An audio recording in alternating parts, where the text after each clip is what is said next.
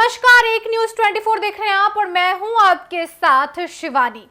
Siwan Lok Sabha seat, जी हां, काफी चर्चा में बना हुआ है और ये हॉट सीट बना हुआ है।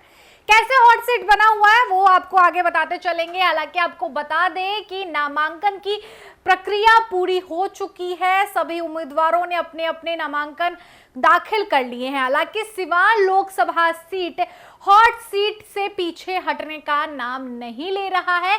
यहां चर्चा का बाजार काफी गर्म नजर आ रहा है। आपको बता दें कि जय श्री राम का नारा, साथ ही भगवा गमछा लेना, माता रानी का चुनरी लेना, साथ ही इतना ही नहीं, श्री गणपति महाराज जी को लड्डू चढ़ाना, ये सब क्या साबित कर रहा है, ये कौन कर रहा है वो भी आपको बताते चलते हैं। आप सोच रहे होंगे कि अवध बिहारी चौधरी हो सकते हैं जो आरजेडी के तरफ से खड़े हैं। हालांकि ऐसा कुछ नहीं है, एनडीए के भी प्रत्याशी नहीं है, ये हैं हिना शहाब। जी हां, बता दें आपको कि दिवंगत पूर्व सांसद मोहम्मद शहाबुद्दीन की पत्नी हिना शहाब काफी चर्चा में बन गई है और वो चर्चा इसलिए है कि वो हिंदुत्व की तरफ आकर्षित हो रही हैं। जी हां, आपको बता दें कि भगवा कलर का गमछा लेकर चलना, माता रानी की चुंदरी ओढ़कर चलना और लगातार चुनाव के बीच में जय श्री राम का नारा देना, ये बहुत कुछ साबित कर रहा है। जनता कंफ्यूज भी थी कि क्या हिना साहब एनडीए के तरफ जाने वाली हैं, क्योंकि आपको बताते चले, थोड़ा सा इतिहास में लेकर चलते हैं आपको। तो जैसा कि आपको बताएं तो आरजेडी के टिकट से मोहम्मद शहाबुद्दीन 4 बार चुनाव लड़े हैं, लोकसभा तक पहुंचे। हालांकि 1996 से लेकर 2000 तक बाहुबली मोहम्मद शहाबुद्दीन का चर्चा रहा है, दबदबा रहा है। ऐसे में उनकी पत्नी वही कायम करने की कोशिश कर रही है। वो चाह रही हैं कि सिवान लोकसभा सीट उनके पति की तरह वो भी यहाँ पर अपना एक माहौल बना ले, माहौल सेट कर ले, अपना नाम साबित कर ले। हालांकि आपको बता दें कि हिना साहब आरजेडी के टिकट से भी चुनाव लड़ी, लेकिन उनको हार का सामना करना पड़ा था और पिछले 2019 के लोकसभा चुनाव में भी ऐसी ही स्थिति देखने को मिली थी। हालांकि हिना साहब लगातार आरजेडी के खिलाफ बोलती हुई नजर आ रही हैं। एक पल के लिए तो यह कयास लगाए जा रहे थे कि हिना साहब आरजेडी में फिर से जा सकती हैं, आरजेडी की तरफ से टिकट मिल सकता है, आरजेडी अपना लेगी, क्योंकि लालू प्रसाद यादव हिना साहब को कहीं ना कहीं वो चाहते थे कि जैसे शहाबुद्दीन की स्थिति थी वहां पर आरजेडी में कायम थी, एक दबदबा था, एक नाम था, एक शोहरत था, वैसे ही हिना साहब को मिले। लेकिन हार का सामना करने के बाद से आरजेडी भी थोड़ी सी पीछे हो गई हिना साहब को लेकर। लेकिन इस वक्त जो सबसे ज्यादा चर्चा में बना हुआ है कि हिना साहब निर्दलीय चुनाव लड़ रही हैं, नामांकन कर ली हैं, काफी कुछ चर्चा में बनी हुई है। तमाम मुद्दों को लेकर, विकास को लेकर, आरजेडी के मुद्दों को लेकर, वो हर चीज को लेकर सामने आ रही है। उनका कहना है कि सिवान काफी पिछड़ता जा रहा है। वो कारण ये है कि जो भी पूर्व में थे वो काम नहीं करते थे और हिना साहब को मौका दिया जाए। हालांकि वो काफी कॉन्फिडेंस भी नजर आ रही हैं तमाम चीजों को लेकर।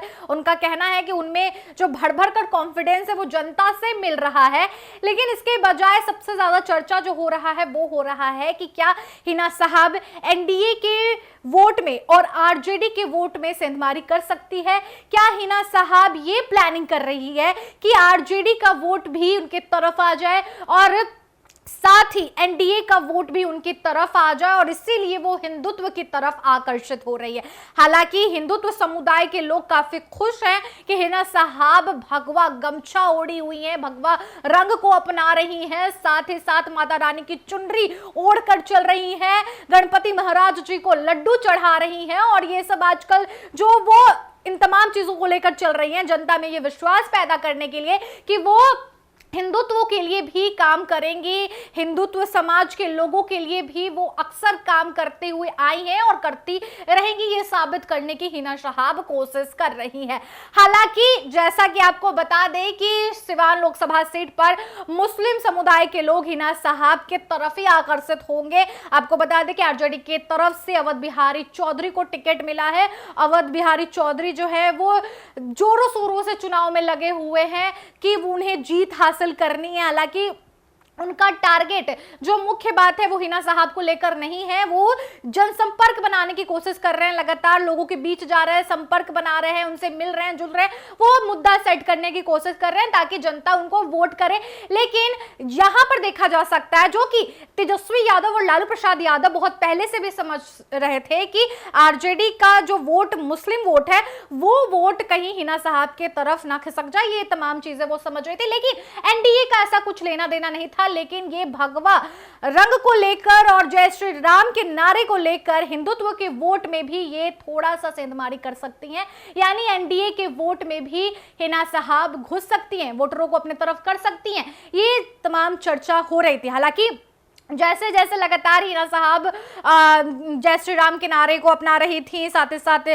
वो भगवा रंग को अपना रही थी, माता रानी की चुनरी ओढ़ रही हैं, लगातार लोगों के बीच में हैं, और ऐसे में यही कयास लगाए जा रहे थे कि वो एनडीए की तरफ जा सकती हैं, एनडीए की तरफ वो रुख कर सकती हैं। लेकिन सबके बीच में फुल स्टॉप लग गया है, निर्दलीय चुनाव लड़ने जा रही हैं हिना साहब। लेकिन तमाम अटकलबाजी के बीच में सबसे महत्वपूर्ण ये है कि हिना साहब अब मैदान में टक्कर देने के लिए अपनी रणनीति बना ली है। बहुत भारी टक्कर मिलने वाला है अवध बिहारी चौधरी को और एनडीए को भी। ऐसे में क्या कुछ आपको लग रहा है, कमेंट में लिखकर जरूर बताइएगा। चुनावी मुद्दों को लेकर आपकी क्या राय विचार है उसे भी कमेंट बॉक्स में लिखिएगा, ताकि हम लोग उस पर एक स्टोरी ला सके, डिस्कशन कर सके, आपके समक्ष बातें रख सके तमाम चीजों को लेकर। हालांकि इस वीडियो को आप हमारे यूट्यूब चैनल एक न्यूज 24 पर देख रहे हैं तो हमारे चैनल को सब्सक्राइब कर लीजिए, फेसबुक पेज पर देख रहे हैं तो हमारे फेसबुक पेज को लाइक कीजिए, फॉलो कीजिए। मिलते हैं हम आपसे नेक्स्ट वीडियो में, तब तक के लिए धन्यवाद।